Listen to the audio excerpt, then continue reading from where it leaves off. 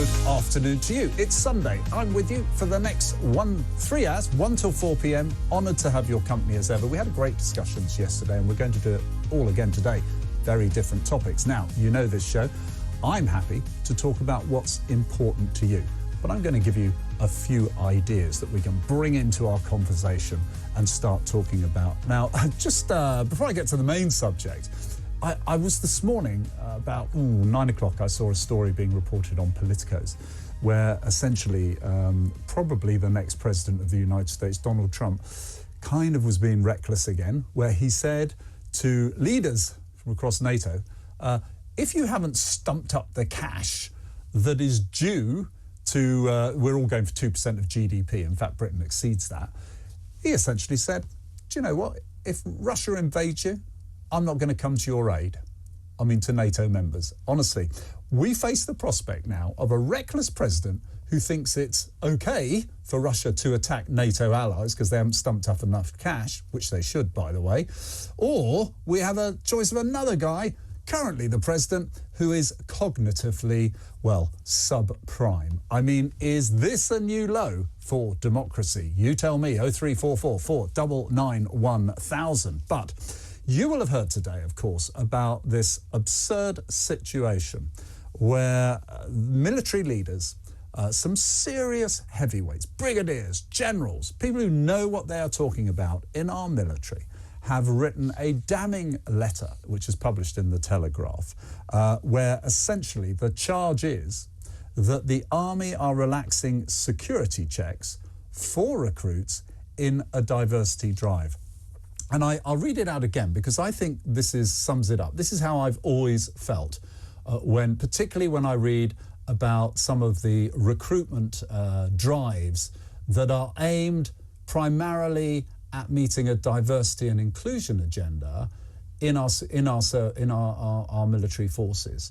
And I've often thought this, and they said it much better than I could. The authors of this letter wrote, the Russians, the Iranians and Chinese will be observing our descent into self-hatred and obsessing over diversity and inclusion with glee. These intolerable policies are forcing the British Armed Forces into moral disarmament, and it cannot stand. They go on and they summarise by saying, we are not civil servants, but fighting forces. So my question for you is today, and I'd welcome your guidance, I'd welcome your views.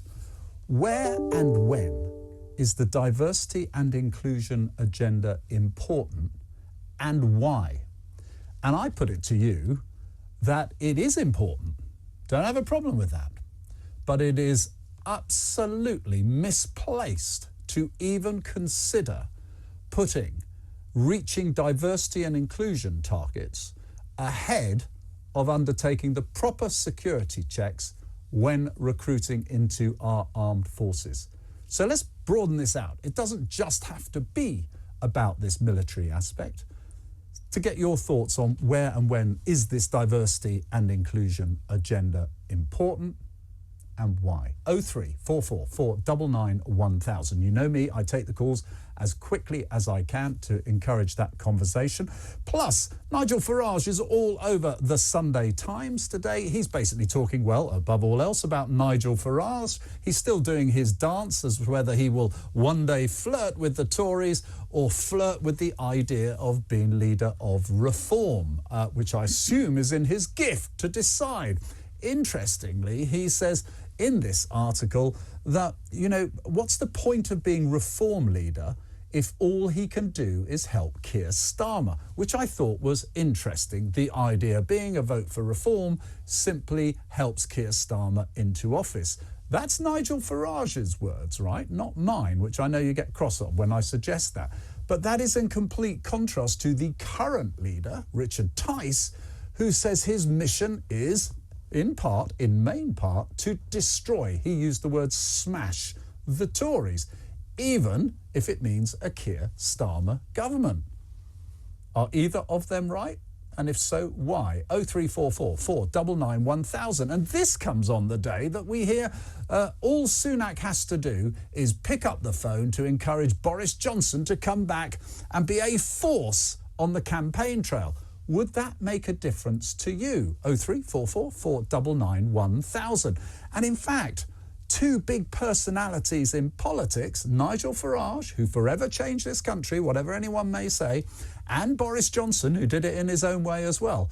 Is that a welcome return to frontline politics as far as you are concerned? 0344 499 1000. Lots and lots more to talk about on top of that, I promise you. But to cover the big stories of the first part of this programme, an old friend, well, I shouldn't say old, it's a bit mean, isn't it? Dr. Roger Gewolb is here with me. He's a business, he's an economic expert, but we're going to take him into uncharted territories today. Good morning, how are you? Good morning, Nick, very well. Well, I'm not going to let you off the hook. I'm asking everyone else for their views, and I can see the phones are ringing already. So with that summary of what's been going on in the military in mind, where and when do you think diversity is important, and why, the diversity and inclusion agenda? I think diversity is important when everything else is working properly. I think to take measures such as the Army is proposing is just totally insane. Don't choose to sit on the fence. You spell it out as you want. I'll try to say it with British understatement. It's bonkers. It's wokeism gone mad. Look what has happened when we've relaxed security for multiculturalism. Look at all the madness that we live with every day. We're in an alternative universe here, frankly, Nick. Our Army is at 70,000. Our military is so incredibly weak that warnings are coming from everywhere that we actually couldn't defend ourselves. But that's what's driving this in part, isn't it? They're desperate to recruit people and basically are saying, if we do it under the diversity and inclusion banner, we can lower security. I mean, it's madness. Security checks on these people. You've got to have security checks, recruit and beef it up as fast as you can. But for goodness sake, don't give up on the security, or you'll find the Army as infiltrated by the wrong people as we have so many other places. It is an extraordinary letter. I urge anyone who wants to read it, and I can't verify everything they've said in there, but this is one of the paragraphs that's written, and then I'll take a call from James in a second, if you don't mind hanging on, James. This is from the letter, signed by about 9 or 10 brigadier generals, major generals, you've got it all here. Among the lunacy, this is their words, of pushing woke ideas around the use of gender-neutral pronouns, or allowing male soldiers to wear makeup or flowing locks on parades to accentuate their feminine side, we pick out the wickedness of a policy to dilute security vetting in order to boost representation of ethnic minorities. With Islamism and other extremism rampant, this is nothing short of dangerous madness. They're not holding back, are they? I have no idea if all that other stuff is true. And you're right about our enemies, our adversaries, who are looking at this and celebrating. I mean, it's a joy for them to see this country riven in two by those who favor this nonsense and those who have a more rational view. They think it's great. Well, I may turn it on its head and say, so what do we have to do to increase recruitment in the military? But let's take a call from James. James in Wolverhampton, thanks for calling. You're kicking us off today. Hi, how are you? Okay. Very well, very well. You'd like to talk about this diversity in the military, yes? Yeah, I'm a veteran, first Battalion Grenadier Guards. Well, thank you for your service. It's a pleasure, and believe it or not, in the current state of this country at the moment, I would still stupidly tomorrow put my life on the line to defend this nation. Well, even though I see, and it breaks my heart, to what this nation has come. Let's bone no bones about it. It's crazy. I can remember I was recruited in the 90s. I went to the recruiting centre, and even then, it took about 6. You had to go through so much to even pacify. It's crazy. I don't know what the hell they think they are doing or what's going on. This woke agenda, you're right, China, all our adversaries are absolutely laughing our heads off. What do we do in a situation in the conflict, Nick? Sorry for being irate. No, you go for it. You know, it's a simple case of hand-to-hand combat, right? It's quite a severe and dangerous and really emotional situation. Oh, sorry. What pronoun do you need? It's ludicrous, isn't it? It's disgusting. I mean, I cannot believe they're even. This is even. I'm stumped. Well, let me just remind you of, James, I'll just, whilst you're thinking, let me just remind you of something. I'm pretty certain, and Tony from Liverpool has said this to me, do you remember the RAF actually said they didn't want any more, quote, useless white candidates? And that, I'm certain that's true, and I'll ask my team to check it, but there was a big story then that they were actually, a recruitment agency, not the military, a recruitment agency, put that memo round to people. What's it come to? I know.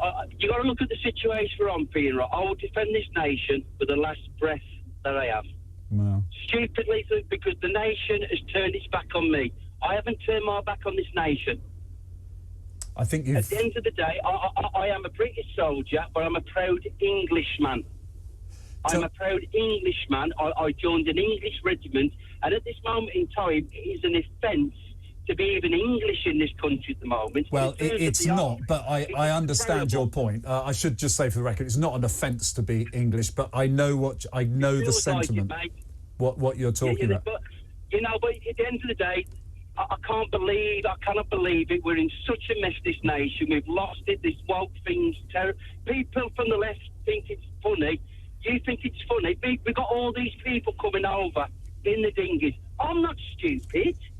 I know exactly who these people are. They mean us harm. They don't mean us good. You're absolutely right to highlight the security risk of people coming over. I would, just for the sake of balance, say it's unlikely to be everyone in those boats, but you are absolutely right to your central point. It is there are enemies, people who hate this country, who want to abuse the system. James, your passion is all too evident. Thank you very much indeed. It wouldn't surprise me if that got clipped and played, because an ex-serviceman speaking about this lunacy, it's understandable, isn't it, Roger? Totally. I mean, how would you, however, you said it's 74,000 to be precise, I think, because I did some research on this, the size of our army, it's going to go down. More people are leaving than joining now. So it's in this constant decline.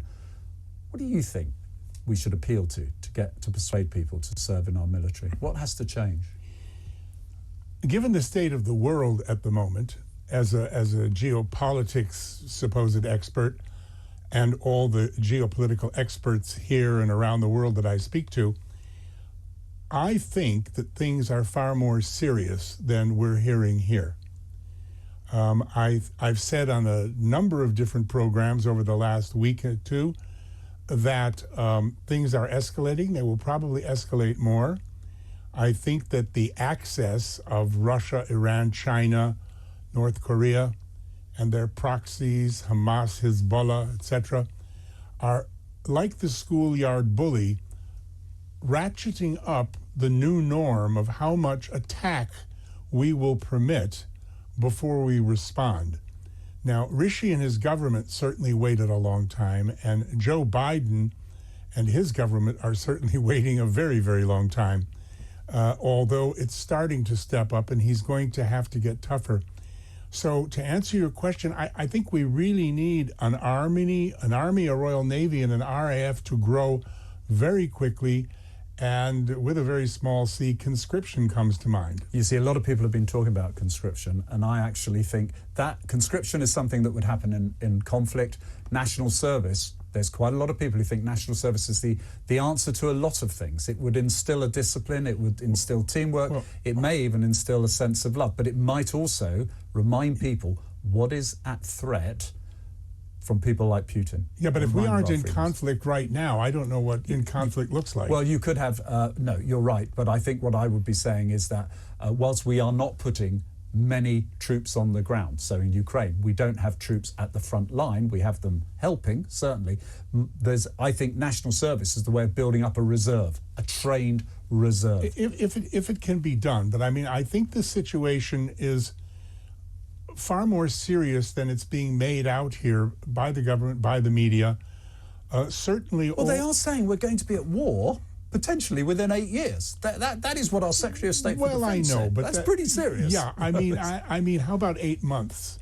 Well, you know, I'm not advocating that we put boots on the ground in Ukraine. I'm talking about defending this country, because at the moment we could be taken over, you know, while we were worrying about pronouns. Well, we will be, nicely put, we will be talking to a military expert later about that subject. So just before we move on, well, we're never going to move off that subject because lots of you are calling in, and I want you to call in, because my question to you is, and it is slightly broader than the military thing, but we can focus on that by all means. Where and when is diversity and inclusion as a policy important, and why? And I'll give you this. That should not be the priority when we are recruiting into our armed forces. Nick, as an ex-serviceman, I can barely believe the extent to which this country has descended into the fantasy of diversity. Okay, I might pick that up later. There have been black people in the services for many years, and many of them were loyal and fought bravely for the greatness which is the UK, and they didn't need diversity targets and wokeism. Absolutely. The problem is many of the recent arrivals are not loyal and have the potential to do us great harm, whether they are in the services or not. What we can't have is working class white boys going off to the next war and giving their lives so that those that hate them can live in a comfortable and free life. Somehow we need to weed out those who do not belong here, says Edward. Nick, great show as always, thank you. I don't think diversity and inclusion has any part to play in good governance of any company or institution, especially the armed forces. Recruitment should be based on the notion that the best person for the job should be chosen regardless of virtue signalling targets. Now, I have a huge sympathy for that, but what I would say is that actually there has to be a means also to counter discrimination in the workplace, for example, which I have seen and I'm happy to discuss as well. But so I would say, actually, diversity and inclusion is important, because I think, you know, we'd like to reflect the country we are and all of that. But to actually, my issue is, where is that important? Where do you make that stage? And I can answer the question at the moment where not to do it, and I would say where not to do it is in our armed forces, our champions, our heroes, the armed forces. What do you say? 0344 499 1000, or tweet me at Nick Dubois or at TalkTV. This is the reason why I've canceled my doorbell camera subscription. This brand new subscription-free mini Wi-Fi camera provides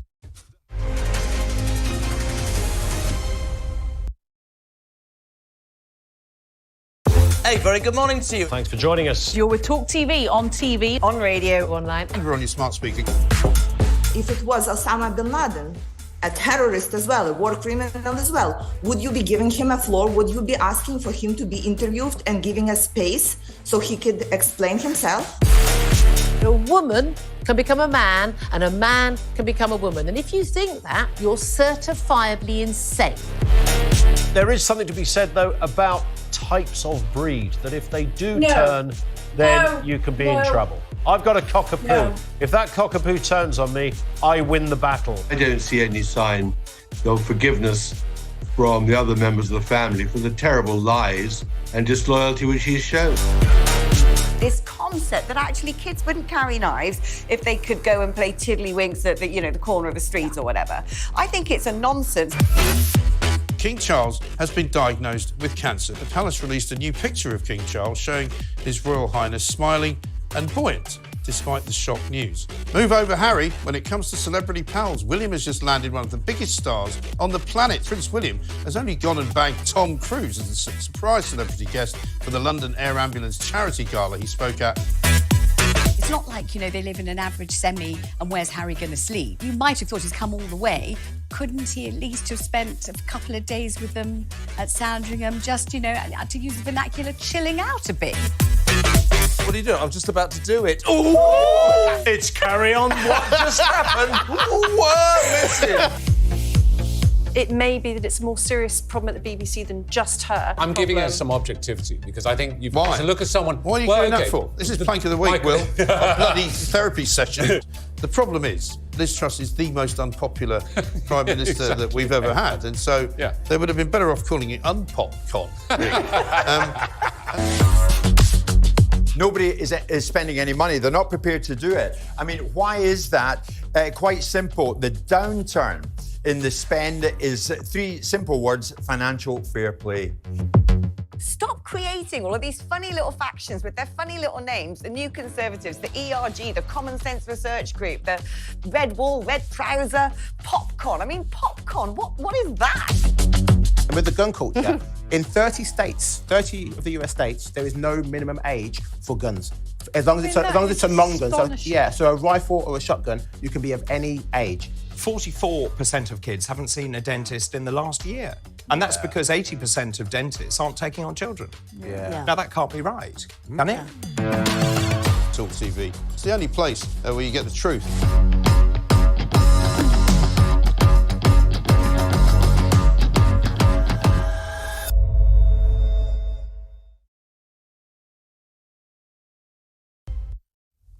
Welcome back. Now, James, our caller from Wolverhampton, former serviceman, getting a lot of plaudits, and you can share them at TalkTV, at Nick Dubois. I just had to text you to congratulate your caller, James from Wolverhampton. I understand his passion for this country, particularly England, which is bearing the brunt of everything that is going wrong at the moment.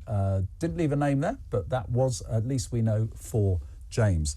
Now, I am asking you, where and when is diversity important? Where do you feel it has its most valuable role to play?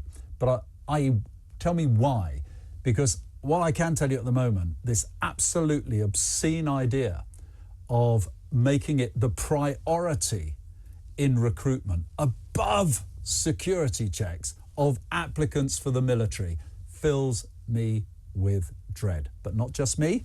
There's a letter here. It's actually signed by some serious heavyweight officers here who I assume are all retired. Many of them you will recognise, and they've spelt it out very bluntly what it means. The Defence Secretary, apparently, Grant Shapps, is furious. Well, Grant, this was on your watch this happened. Deal with it. 0344 499 1000. Now, we were just chatting, me and my guest here, Roger, we were chatting about what I said in my intro about Donald Trump. And I said, we've got a reckless Donald Trump as a choice for president, or a cognitively subprime current president who could win re-election in Biden. Doesn't strike me as a good choice. Now, why did I say that? Because Politico, one of the most respected journals you can get, reports this morning, Trump says he would encourage Russia to attack NATO allies who don't pay up. And unsurprisingly, lots of people think this is bonkers. Roger, you have the defense for Donald Trump. Well, I certainly wouldn't encourage, but it's a threat. I mean, I think he's right to say, I mean, look what's happening. The U.S. and us, this little island, are the only people that are defending 25% of world oil and 15% of world shipping with the Houthis in the Red Sea. Mm-hmm. Why aren't the others joining in? Why aren't they paying? Well, they're not joining in on the front line, but in the fairness of accuracy, countries like Holland, they're doing what I would call non-aggressive support, aren't they? Yeah. But there is a difference, I get that. That's very useful, you know. I mean, you know, we're being attacked. Innocent merchant shipping is being attacked. Servicemen are being killed. Yeah, but come on, you can't encourage an attack on NATO allies. I didn't say, he's wrong to say encourage, but to threaten that he won't defend if they don't pay up. Now, you know and I know that he's not going to carry that out if those countries are strategic to us. He's not going to let them be invaded. But I think there's nothing wrong with scaring the be-whatsits out of them if they don't put up their fair share and join. Because again, just as I keep saying, Rishi needs to stop talking about vaping and start talking about war, these countries need to start focusing on what's really going on. Or like the frog that's boiled slowly in water and all of a sudden notices it's dead. We don't want to be in that position. Okay. That's just the defense of Donald Trump. You boil it down to a boiled frog. I'm very impressed. Now, what do you think? You know, is Donald Trump right? We don't. Excuse me. We don't want a boiled British bulldog. No. Let's not go there. So Donald Trump says he would encourage the Russians to attack a NATO ally, all right, if they haven't coughed up their fair share of cash in military spending. Is there anyone else, apart from Roger, who thinks that's actually a good threat? No, I didn't say that. No, I'm not with that, no. Okay, you were kind of 80% there. No, not encouraged, but if they were attacked... Yeah, he's saying, well, I won't come to their defence. If they haven't paid... But they're a NATO ally. And they're not strategic. So international treaties that the US has signed up to, Trump can just ignore. So in your club that you belong to, do they let in people who refuse to pay their dues? Well, remember that was a recent political demand where NATO then said, years after they joined, you've got to pay 2% of GDP, right? And they're not, and they're wrong not to. But is the punishment, come on in, Russia, because that breaches the main article of faith of NATO, which is attack on one of us is attack on all of us. It's ridiculous. The man is bonkers. This not joining in is just like all this other stuff, the diversity. They're just opening cracks for our enemies to throw a party to celebrate. Okay. Right, I'm obviously annoying one or two people, so I will get to the messages there because I think you're winning more friends than I am, but that's not the point. Let's go and talk to Sam in London. Sam, you'd like to talk about the military? Well, that's what I was thinking about. Well, I rang up about your last bit. Yes, no, I want to keep that conversation going. You far away. Right, well, I'm a 70-year-old black man. Yep. When I was in my 20s, I tried to get into the military and the police force, and I had an unblemished record, but they wouldn't let me get into either of them. All right? Why not? Well, I would say it's because I am not white. So and how long ago was this? This was 50 years ago. So you think basically racism was discrimination? You were discriminated against on the grounds on the grounds that you were black? Yes. Yeah. And I suspect you're right. I have no idea, but I mean there is evidence that showed there was discrimination then. And how does that relate to today? Well, all right. I've always been discriminated against. I can go into a bar and I'm the first in the line to be served, but the white person behind me will try and get served first, right? Wherever I go, I went up to Great Yarmouth last year and I booked a room and we agreed a price. I got there, they doubled the price. Well, that's apart from anything else, you should report them, prosecute them and sue them. Right, hang on a minute. I went to another hotel, right, and they had all signs in there saying that we've got vacancies. So, of course, I walked up to the door. Sorry, we've got no vacancies when was this? whatsoever. When was this? Great Yarmouth. Yeah, when? Last year. About, I think my girlfriend went on holiday in October. Well, look, this is absolutely. I mean, I'm taking you entirely at face value on what you're saying here. I don't know if there's any other circumstances that could possibly. Yeah. It's not my job to challenge that. I'm just saying I'm taking it on face. It's nice of you to at least listen to a non-white point of view, and that's what I find on GB News and was it the other one? Yeah, GB News and you. But you don't. No, I'm sorry. I think that's completely wrong, Sam. I don't think we'd even ask someone if they're black or not. I'm sorry. I totally refute that. I'm not asking you to be as blatant as that, but what I find is I never see the other point of view, and I don't care, if it's a non-white or a white person. Okay, let me ask you this. The other argument. Let me ask you this, because this goes to the heart of the call, if I may, Sam. It's very nice of you to let me have this. No, that's fine, Sam. I want to ask you a question that's related directly to this military. Do you think, though, that the diversity and inclusion policies, which, as I said, I think they have a role to play in parts of our lives, but not in the military when it comes to recruitment at the price of security checks? Because that's what they're saying here. Even tone down your security checks of an applicant in the interest of meeting a diversity and inclusion target. I mean, that's got to be wrong, hasn't it? And why are they saying that? Because they're trying to recruit more people. Well, in the police force, there are people that have been convicted of beating up their wives. Yeah, There's Sam, even sorry, Sam, do try and answer my question, because I think... I'm doing it, if you give me a second. Well, yeah, but you're talking about the police, I'm talking about the army. Right, yeah. Well, there's even a copper in Devon who killed a man, right, a black man, and he's still a serving officer. Right? Look, I'm sorry, I can't go into that. I'm sorry, Sam, you're not answering my question, and you're making lots of allegations. Sam, listen, Sam, come on. You've got to have a conversation, Sam. And part of the secret of that is I will ask a question, and if you don't mind, just do the basic courtesy of responding to that question, because I'm giving you a lot of latitude here. You're making a lot of claims. I have no idea whether they're true or not, particularly when you talk about police officers in Devon and so forth. I'd just rather you answered my question. Right, let's say directly because a recruitment into the Army or Air Force or whatever, right? A lot of black people, black men in particularly, will have picked up a record.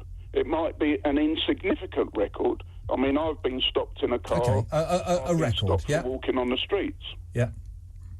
You know, so those are insignificant records. But in the past, they have held recruitment to the black and Indian society back. Okay, so Sam, your point. Thank you, Sam. Your point is, I'm putting some words into your mouth. You think diversity and inclusion targets are the priority because discrimination has been at play. Is Sam right? 0344 499 1000, or tweet me at Nick Dubois or at TalkTV. Roger, over to you. What do you make of that? Well, I think you just summed it up in that statement. I think that is the point that Sam is making. And it's a difficult one. It's a balance, but I do believe there was discrimination many years ago. Oh my goodness, 50 years ago. Or maybe even less, actually. Yeah, I mean, absolutely. But nevertheless, at a time like this, to drop security checks, minimum security checks for people entering the British Armed Forces, I think, as I said before, is insane. Well, it's interesting. The response to that call is huge. So, Nick, the last man to win a Victoria Cross was black. I don't believe your 70-year-old's view. Yes, there is discrimination, but not to the extent. Nick, I'm a black woman, went through rigorous pre-entry process to join the army in 1976 and had no problem. I was a nurse, says L, I think. So there's always two sides to the story. So thank you. Keep those comments coming. 0344 499 1000. And I am asking is where and when is diversity important and why? I just passionately believe it's not the priority and should not be the priority for the military. And we're hearing from a lot of military, so or veterans rather, so do also call in and let me know your views on that. I just want to touch, if I may, on the question of Boris Johnson and Nigel Farage. Now, this is a bit of a time warp for some people. Nigel Farage is in the Times, all over the Times, saying, oh, the Tories desperately want to know what I'm going to do. It's all about Nigel, of course. And on the one hand, he says, you know, they've got an eye on me because if I go and become leader of Reform, I will just smash them to pieces. But he then goes on to admit that's not the point of being the leader of the Reform. He's saying, why should I be leader of Reform? Just to help Keir Starmer back into office. Interesting take there. Completely at odds with Richard Tice, the current leader of Reform, who says, I want to smash the Tories. So there's a little bit of, we got a split amongst the two leaders, maybe. And meanwhile, you've got Boris Johnson, who said, Rishi Sunak, I'm an election winner. Pick up the phone if you want me to come and help. I suppose my question to you is, would both Boris Johnson and Nigel Farage have that sufficient pull, that sufficient personality and impact to actually shift the tectonic plates of this election? Yes, I think given all the grey, ineffective personalities we have at the moment in both parties, it's like floating in a bowl of blancmange. I think they would make a huge difference. I think that Nigel, and I know Nigel, and I like Nigel, but I think we're getting to the point where Nigel needs to decide what he's going to do, because I think he's holding back Tice and the Reform Party.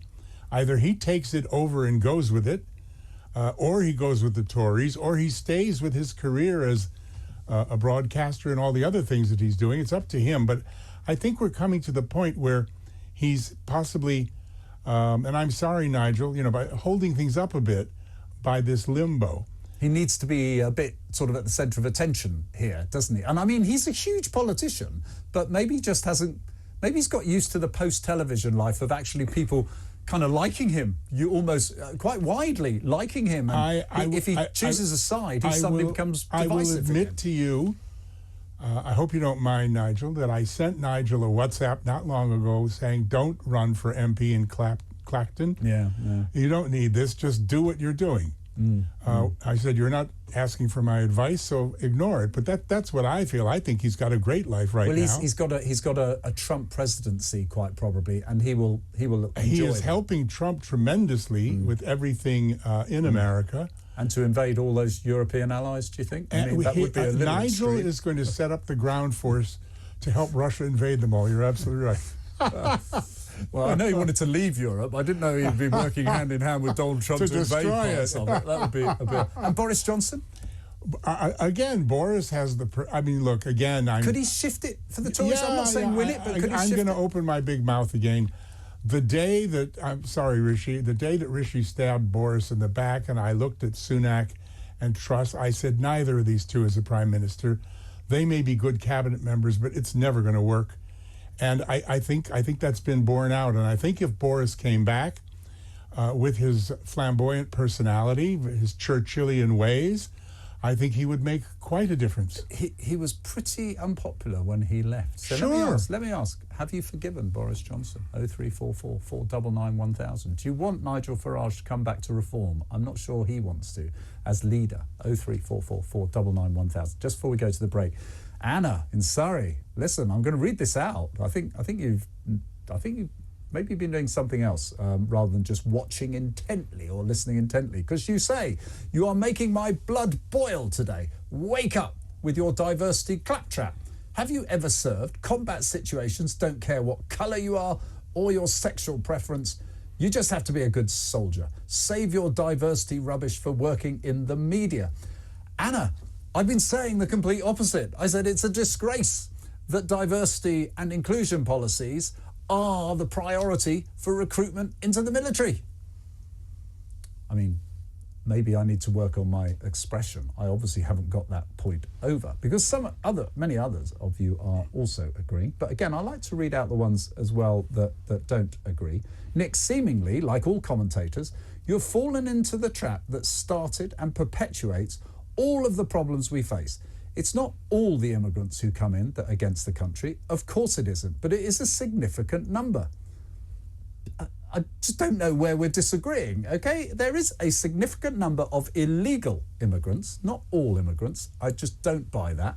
I think it is illegal because the very nature of what they're doing, they don't want to come in and have their backgrounds checked. And when you have an ideology, and we know which ideology we're talking about, then you go on just to make your point. So I'm not sure we're in total disagreement. Finally, Roger Fan, Donald Trump is correct. Europe has relied on the USA to defend them for free. They have not been paying their fair share of the burden. I agree with that. The UK pays more than 2%, it's 2.5% at the moment, and yet still we are struggling to recruit. When the Middle Eastern population rises up in this country, who is going to deal with it? Not our diverse military. There you go. I mean, he's linked just about all the stories together there, but he thinks Donald Trump is right to encourage the Russians to basically take on and actually attack our NATO allies. That is wrong. Trust me. Totally. 03444 499 1000 or tweet me at Nick Dubois or at TalkTV. When someone approaches your front door, the Video Doorbell Pro lets you know. No matter if they ring the bell or they don't. The built-in two-way speakers allow you to talk to whoever comes to your door, right from your phone. Hi, yeah, I have a package for Trish. The camera is engineered to tell the difference between people and other types of movement. You can also create custom motion zones, so you only get alerts that matter. And you always know exactly what's happening at your front door, no matter where you are. Advanced home security, 24/7 professional monitoring for less than £1 a day. There's no safe like Simply Safe.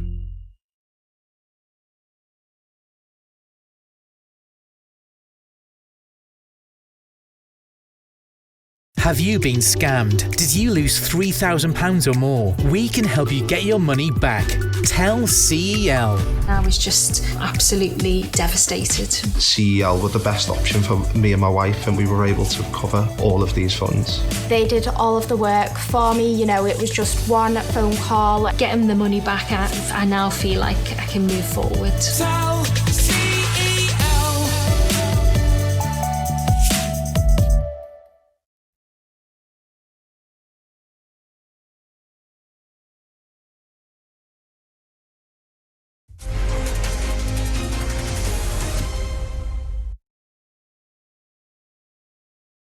Hey, very good morning to you. Thanks for joining us. You're with TalkTV, on TV, on radio, online. And we're on your smart speaker. If it was Osama bin Laden, a terrorist as well, a war criminal as well, would you be giving him a floor? Would you be asking for him to be interviewed and giving a space so he could explain himself? A woman can become a man and a man can become a woman. And if you think that, you're certifiably insane. There is something to be said, though, about types of breed, that if they do turn, then you can be in trouble. I've got a cockapoo. No. If that cockapoo turns on me, I win the battle. I don't see any sign of forgiveness from the other members of the family for the terrible lies and disloyalty which he's shown. This concept that actually kids wouldn't carry knives if they could go and play tiddlywinks at the corner of the street or whatever. I think it's a nonsense. King Charles has been diagnosed with cancer. The palace released a new picture of King Charles showing His Royal Highness smiling and buoyant despite the shock news. Move over, Harry. When it comes to celebrity pals, William has just landed one of the biggest stars on the planet. Prince William has only gone and bagged Tom Cruise as a surprise celebrity guest for the London Air Ambulance charity gala he spoke at. It's not like, they live in an average semi and where's Harry going to sleep? You might have thought he's come all the way. Couldn't he at least have spent a couple of days with them at Sandringham, just, to use the vernacular, chilling out a bit? What are you doing? I'm just about to do it. Oh! It's carry on. What just happened? Whoa, listen. It may be that it's a more serious problem at the BBC than just her. I'm giving her some objectivity because I think you've Why? got to look at someone. What are you doing that for? This is Plank of the Week, Will. A bloody therapy session. The problem is, Liz Truss is the most unpopular Prime Minister that we've ever had. And so they would have been better off calling it Unpopcon. Nobody is spending any money. They're not prepared to do it. I mean, why is that? Quite simple. The downturn in the spend is three simple words: financial fair play. Stop creating all of these funny little factions with their funny little names. The New Conservatives, the ERG, the Common Sense Research Group, the Red Wall, Red Trouser, Popcorn. I mean, popcorn, what is that? And with the gun culture, in 30 of the US states, there is no minimum age for guns. As long as it's a long gun. So a rifle or a shotgun, you can be of any age. 44% of kids haven't seen a dentist in the last year. And that's because 80% of dentists aren't taking on children. Now, that can't be right, can it? TalkTV. It's the only place where you get the truth.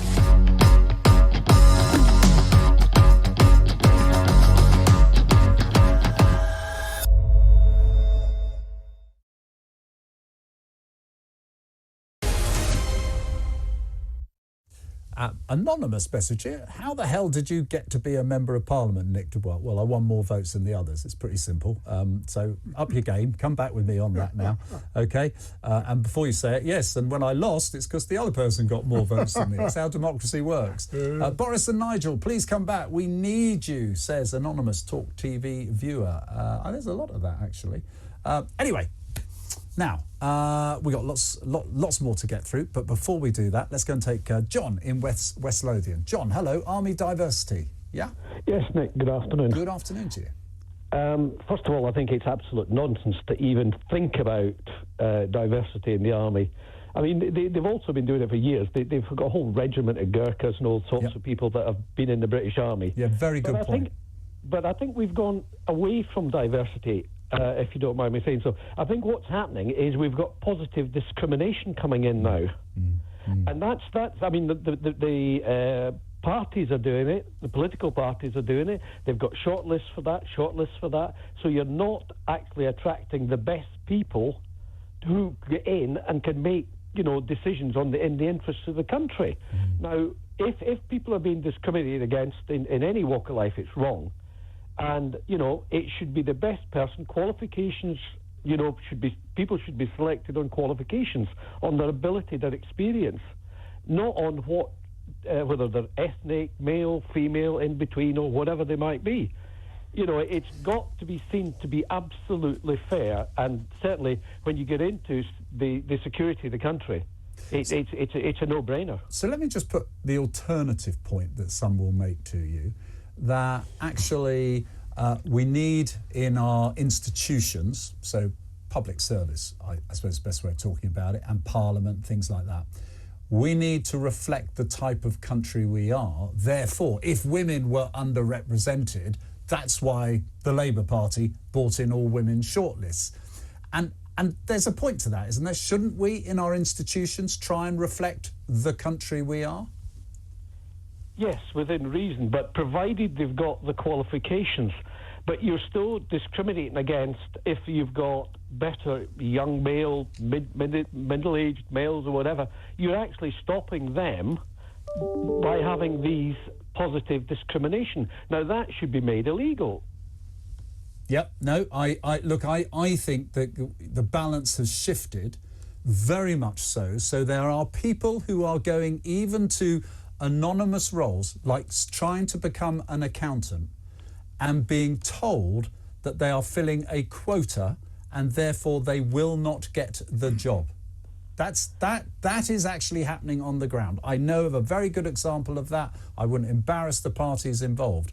And that is where I think that, if you like, the pendulum has swung in the wrong way. I think you make a very good point. John, thank you for all of those points that he's made. That's true. An accountant's firm looking to recruit youngsters to go in the profession, basically being told that they had a quota to fill and there was no room for this individual. Unbelievable. Oh yeah, it's extraordinary, isn't it?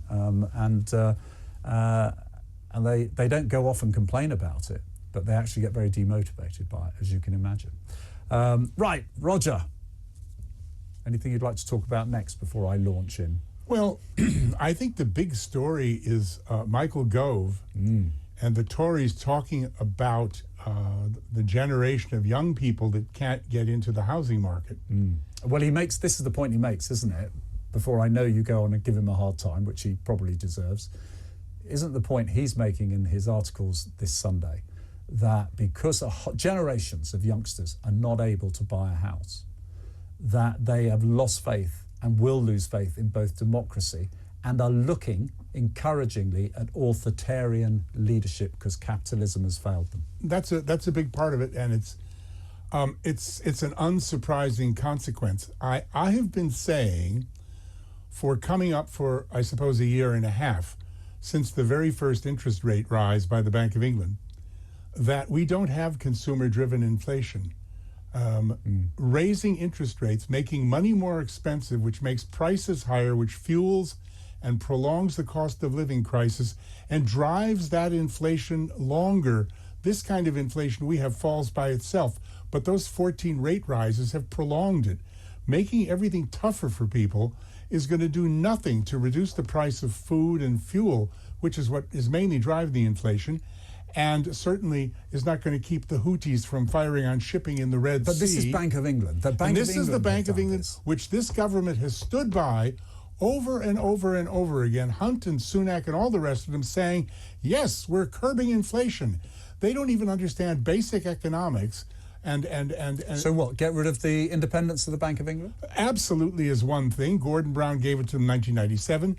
But get the Bailey-oceros, Andrew Bailey and his thick-skinned colleagues who won't listen to a huge, more economists than our pounds in Rishi's tax return, get him to start lowering interest rates because inflation has started falling by itself. Now, a year and a half ago, when I predicted all this would happen, I said, doing this will kill the mortgage market, the property market, the rental market, the bank of mom and dad, and finally, it will keep a whole generation of young people from getting on the property ladder. It's too late, I think, for the Conservatives to actually, because Michael Gove is essentially on the same subject of housing. He's He says he's campaigning, which I just think is hilarious. He is campaigning to actually change the leaseholder laws to protect people from being moved on two things. First of all, you can buy the lease if you are a leaseholder of the property of the house you own, the leaseholder only of the 99-year lease that you used to get when you buy properties. He's campaigning to change that. He's also campaigning, isn't he, on no fault removals of tenants. He's the government. I want to know what he's campaigning. Does he knock on his own door and go, right, Michael, we've got a campaign for you? He's shifting deck chairs on the Titanic. The damage has been done. It's not been reversed. The Bailey Osterists should start reducing interest rates. And is that enough to get people buying houses? Because when interest rates were low... Yeah, but come on, Roger. For interest rates are low, people have not been buying houses. They haven't been able to. Interest rates are not low. No, when they were, they've not been buying houses. I mean, we had decades of low interest rates. We've had a housing crisis, goodness knows, for about 10, 15 years. Because we haven't built enough. That's a different story. Well, whose fault is that? A whole lot of people and successive governments, but that's a different issue. But why is it always the government's fault? What has stopped it? Because the government and the Treasury and the Bank of England have used monetary policy which has grievously hurt the British economy, and we still haven't recovered, and they're doing nothing about it. They're living in an emperor's new clothes, Alice in Wonderland environment where they actually think that making money cost more for ordinary Brits combats inflation. It doesn't. It fuels this kind of inflation. And so say so many eminent economists, and nobody listens to them. Okay, but look, go back to my point. In 2010, I'd knock on a door when campaigning, and people would say to me, I do not want those houses built over there, the NIMBYism, you know? Knock on a door 5 years later, and they'd just as likely be saying to you, hang on, I can't get a house for my son. Different question. Now, Labour are saying a win-win is build more houses, and we'll do that. We'll strip out the planning laws. How are they going to tackle the NIMBYism? Totally different. But it goes to the heart of getting a house, though, Roger. No, what goes to the heart is raising these interest rates and making money more expensive and hurting these markets so that even with the existing housing supply, young people can't get into them. Well, the part of the problem is the parents are prepared to stump up the... Not anymore. Well, quite a few are stumping up the deposit, but let me make my point. The point is, on the salaries many of them are on, with the current price of the houses, they can't get a mortgage because they can't get the multiples. That's the killer for them. If you read reports such as the Leeds Building Society, a mortgage of 6% today was equivalent to a 25% mortgage in 1980. Money is very expensive at this rate today because of all the changed factors. So that's what's preventing... But they can't even get the multiple. So you could give your child 50, 60, 70, 80,000 pounds if you were lucky enough to have it, and they could, if they're only earning 30,000 pounds and they're 28 years old, 30 years old, they're not going to get a house. I understand, but it lower the interest rate. The government policy is push me, pull you. It's so crazy. Jeremy Hunt's latest proposal is to raise the level of money that you need to have to be a private investor in startups and fintech companies. The venture capital market of that kind of investment has already fallen by 50%, okay? And this is going to kill it off completely. Why would he do that? God knows. But is it a tax-raising measure? No, it's for the safety of investors that you used to need 100,000, now you need 170. That's a 70% increase in salary. You used to need 250,000 in assets beside your home. Now you're going to need 400. So it's trying to protect people from... He's trying to protect people, and this is the government that says they want growth. And they're going to do everything they can to kill off the investment market in startups. It's not just this government. Every government, even Labour, is saying they've got to have growth because they can't spend loads of money. We've seen but they're that with doing everything they can not to have exactly, growth. and that's the challenge. And there's your point just there. It's Michael Gove asking himself, campaigning to himself. This is exactly it. It's ridiculous. Well, as ever, a very lively conversation. Thank you, Dr. Roger Gewolb, Thank you. Business and economic expert, very good friend to TalkTV. Let's just go through some comments here. Nick, I'm not sure, Ian, I wasn't suggesting you were excusing all immigrants, but it seems that the elite liberal left in this country, who seem to hold the whip hand, will drive this diversity inclusion madness going, as they have brainwashed themselves into shouting racism about anyone who wants to discuss or disagree. It's absolutely true. There's a lot of people who are very keen to hate this country, and they reflect that by shouting at you as loud as possible to shut down conversations and leave you with the impression this is a terrible country, which it isn't. As I said before, it's a significant proportion of migrants who do not care what happens to this country. Thank you for that. And hi, Nick. As well as being an RAF veteran, I'm an HR professional. The Equality Act, I think it's 2010, is divisive. It adds no value whatsoever. It's filled with the usual opportunities for job creation in the public sector. This is going to be a very good text, which I'm not going to have time to read it all out. The Act contains a public sector duty.